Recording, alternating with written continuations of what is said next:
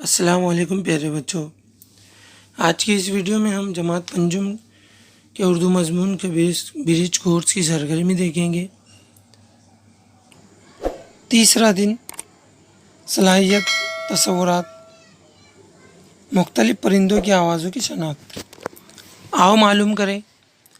مندرجہ ذیل اقتباس پڑھ کر والدین یا اساتذہ سے اقتباس سے متعلق گفتگو کریں۔ پیارے بچوں، آپ دیکھ سکتے ہیں یہاں پر مور کی تصویر دی ہوئی ہے۔ آئیے اقتباس دیکھتے ہیں۔ مور ہمارا قومی پرندہ ہے۔ یہ عام طور پر 4 فٹ لمبا ہوتا ہے۔ اس کی گردن لمبی اور رنگ گہرا سبز اور چمکدار ہوتا ہے۔ برسات میں جب بادل آتے ہیں تو مور اپنی لمبی دم کو پیچھے کی طرف پھیلا کر خوشی سے ناچتا ہے۔ یہ سفید رنگ کا بھی ہوتا ہے۔ مور کے ناچ کا منظر بڑا ہی دلکش ہوتا ہے۔ مور بھارت کے علاوہ سری لنکا اور افریقہ میں بھی پایا جاتا ہے۔ آؤ اہلیت پیدا کریں۔ پیارے بچوں، یہاں پر چند تصویریں دی ہوئی ہیں، جیسے طوطا، مرغا وغیرہ۔ ہمیں ان پرندوں کی آواز کو پہچاننا ہے کہ کون سی آواز کس پرندے کی ہے۔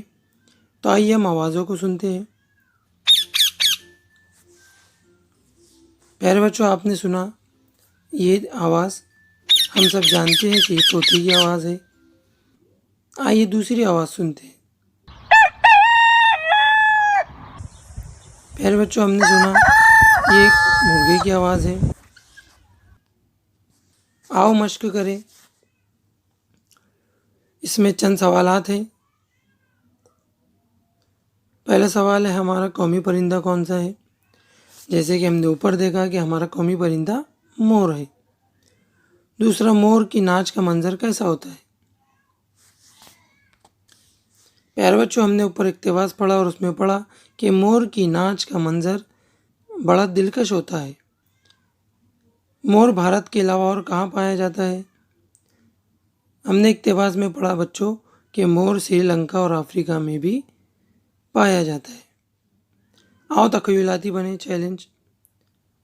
مور کے علاوہ آپ کن کن پرندوں کی آوازیں جانتے ہیں؟